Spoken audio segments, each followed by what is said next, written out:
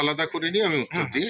হ্যাঁ, যে দেখুন আমাদের মূল উদ্দেশ্য এই যে আলোচনা বা সবাই মিলে যে এই যে মত বিনিময় করা, তার প্রধান উদ্দেশ্য হচ্ছে যে যদিও আমাদের দেশের কমিটমেন্ট রয়েছে যে আমরা 2030-এর মধ্যে 50% কমিয়ে আনবো মৃত্যু, পথ দুর্ঘটনাজনিত মৃত্যু, কিন্তু বাস্তবে দেখা যাচ্ছে 2024-এর ডেটা দেখাচ্ছে কিন্তু আমরা সবার হাইয়েস্ট নাম্বারে পৌঁছে গেছি ফ্যাটালিটি। তার মানে যেটা গ্র্যাজুয়ালি কমে 2030-এর মধ্যে আমাদের অর্ধেক হওয়া দরকার, সেখানে কমার পরিবর্তে আমরা ওভারঅল দেশের যদি আপনি দেখেন তাহলে সেই নাম্বারটা বেড়েছে। তো এটা আমাদের সবার পক্ষে কনসার্ন, সবার পক্ষে চিন্তার কারণ, এবং কি করা উচিত, কোন পদক্ষেপ নিলে কোন কোন বৈজ্ঞানিক বা বিজ্ঞান ভিত্তিক কোন কোন পদক্ষেপ যেগুলি পৃথিবীতে ভালো, দেশ রোড সেফটির কারণে যাদের দেশে মৃত্যুর, যে সমস্ত দেশগুলিতে মৃত্যুর হার কম, তারা কি ধরনের পদ্ধতি ফলো করছে, কি ধরনের সিদ্ধান্ত নিচ্ছে, পদক্ষেপ নিচ্ছে, আমাদের এখানকার সমস্যা অনুযায়ী কি কি ধরনের পদক্ষেপ আসতে পারে। আমাদের সিচুয়েশনটা তো অন্যরকম, কোনো যেটাগুলো ইউরোপে যে জিনিসটা চলছে এক্স্যাক্টলি সেই জিনিসটা এখানে নাও কাজ করতে পারে, কারণ আমাদের এখানকার ট্রাফিক ব্যবস্থা, সমাজ ব্যবস্থা, লোকজনের বিহেভিয়ার, এগুলোর উপর সমস্ত কিছু নির্ভর করে।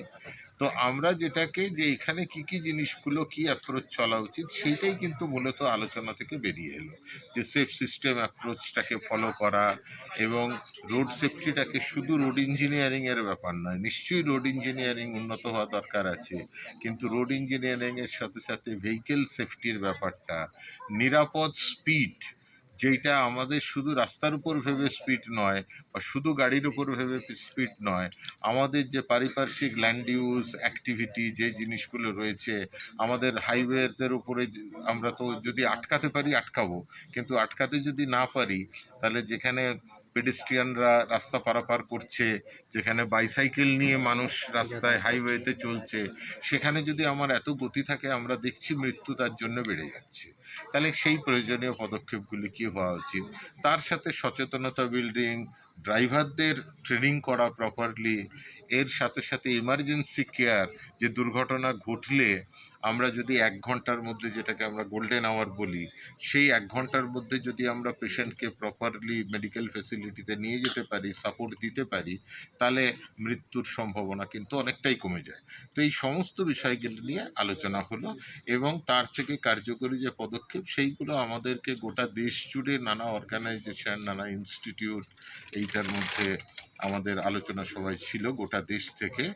তো আমরা ভারতবর্ষের জন্য প্রয়োজনীয়, ভারতবর্ষের কাজে লাগবে, এইখানে প্রয়োগ করা যাবে এই রকম কি কি পদক্ষেপগুলো, সেইগুলোর উপর আমরা সবাই একটা যোগাযোগ রেখে কোঅর্ডিনেটেডভাবে, ডিফারেন্ট অর্গানাইজেশনস আছে, আইআইটি দিল্লি আছে, আইআইটি খড়গপুর আছে, নিমান্স আছে, অন্যান্য অর্গানাইজেশন আছে, আমরা সবাই মিলে সেই জিনিসটা করলাম। আর দ্বিতীয় আপনার যে প্রশ্ন, যে রাজ্য সরকারের সাথে, যে আমি খুব আনন্দের সাথে বলছি রাজ্য সরকারের সাথে কিন্তু আইআইটি খড়গপুর মানে খুব একসাথে প্রচুর কাজকর্ম আমরা করছি।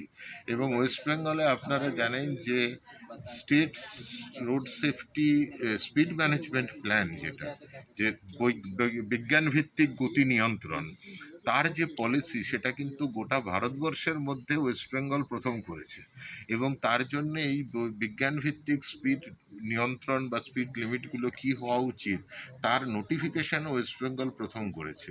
কিন্তু আমাদের এখন এইগুলোকে মাঠে ঘাটে ইমপ্লিমেন্টেশনের জায়গাটায় নিয়ে যেতে হবে, এবং আমি অত্যন্ত আশাবাদী, নতুন সরকার এসছে, রোড সেফটি প্রায়োরিটি কেন্দ্রীয় সরকারেরও হাই প্রায়োরিটি, রাজ্য সরকারেরও হাই প্রায়োরিটি। গোটা দেশের যদি 50% কমাতে হয়, কোনো একটা রাজ্য শুধু তো কমাতে পারে না, তার মানে রাজ্যেরও প্রায়োরিটি হতে পারে।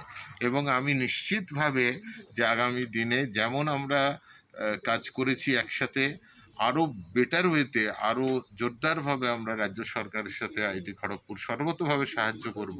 কারণ দেখুন, এখানে মানুষের প্রাণ জড়িত।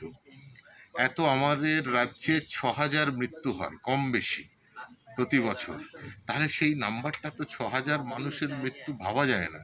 অন্য কোনো রোগ জ্বালাতে আপনি এত মৃত্যু পাবেন না। কাজে আমাদের তো সরকারের কমিটমেন্ট, আমরা মনে করি আমাদের মতো যারা ইনস্টিটিউটে রয়েছেন এই কাজকর্মের ধরনের যুক্ত, এটা আমাদেরও কমিটমেন্ট। এবং আমরা মনে করি যে মিডিয়াও আমাদের সাথে থাকুক, সবাই মিলে একসাথে আমরা কাজ করি। কারণ কোনো একটা ব্যাপার কিন্তু নয়, রোড সেফটি কোনো একটা সিঙ্গেল জিনিস দিয়ে ইমপ্রুভ করলে হবে না, সমস্ত ভার্টিক্যালগুলোর উপরে আমাদের একসাথে মিলে কাজ করতে হবে।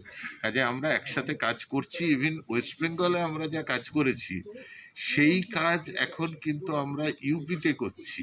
আমরা উত্তরপ্রদেশ গভর্নমেন্টকে আইআইটি খড়গপুর সহায়তা করছে যে পথ দুর্ঘটনা এবং দুর্ঘটনাজনিত মৃত্যু কমিয়ে আনার জন্য। আমরা রাজস্থান গভর্নমেন্টের সাথে কাজ করছি, আমরা উড়িষ্যা গভর্নমেন্টের সাথে কাজ করছি।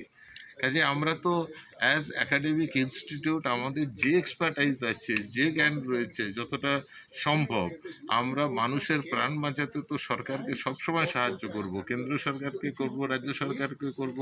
আর আমাদের নিজেদের রাজ্য, যে রাজ্যে আমরা বসবাস করি, যে রাজ্যে বড় হয়েছি, সেই রাজ্যের জন্য তো সবসময় আমরা এগিয়ে আছি। স্যার, আজকের আলোচনায় আপনি দেখছেন আরবান এরিয়াতে, আপনি কলকাতার ডেটা নিয়ে দেখুন, কলকাতার পজিশন অনেক ভালো। কেন?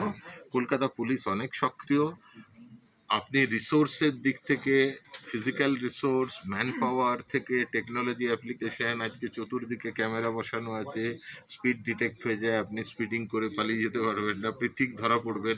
অনেক ভালো জিনিস কলকাতার মধ্যে আছে। কিন্তু তার মধ্যেও কলকাতার মতো জায়গাতেও আপনি দেখবেন যে পথ দুর্ঘটনায় কারা মারা যাচ্ছে, তাদের বেশিরভাগটাই কিন্তু পথচারী। ঠিক আছে?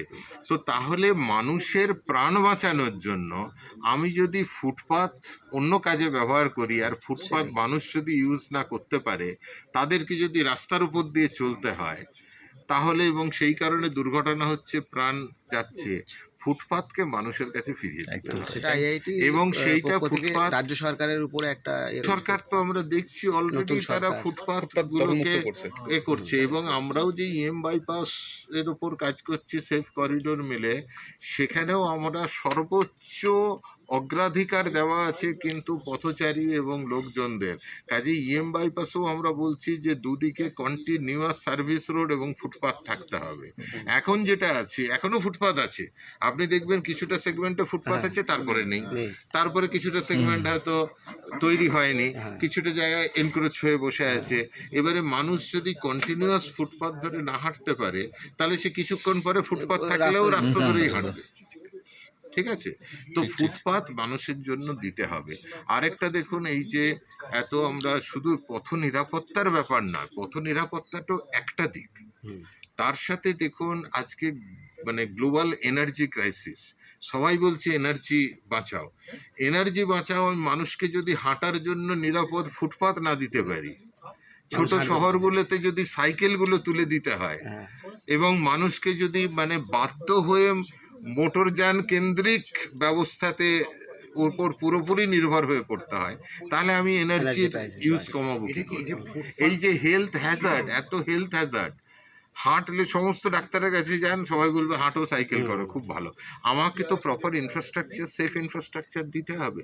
এবং এই যে ফুটপাত দেওয়া পথচারীদের জন্য, নিরাপদে চলাফেরা করার রাস্তা, এই জিনিসটা দূষণের জন্য জরুরি, এটা পথ নিরাপত্তার জন্য জরুরি, এটা এনার্জি বাঁচানোর জন্য, এনার্জি এফিশিয়েন্ট সোসাইটি বা সিস্টেম করার জন্য জরুরি। কাজে এটা অত্যন্ত এবং আমি বলবো খুব সময়োপযোগী পদক্ষেপ যে সরকার যে মানে পথচারীদের কথা ভেবে পথচারীদের ফুটপাত ফিরিয়ে দিতে চাইছে, বা আরো যেখানে দরকার ফুটপাত তৈরি করার উদ্যোগ নিচ্ছে। আমি সর্বতোভাবে সেটাকে আমার নাম ভার্গব মৈত্র, আইআইটি খড়গপুর।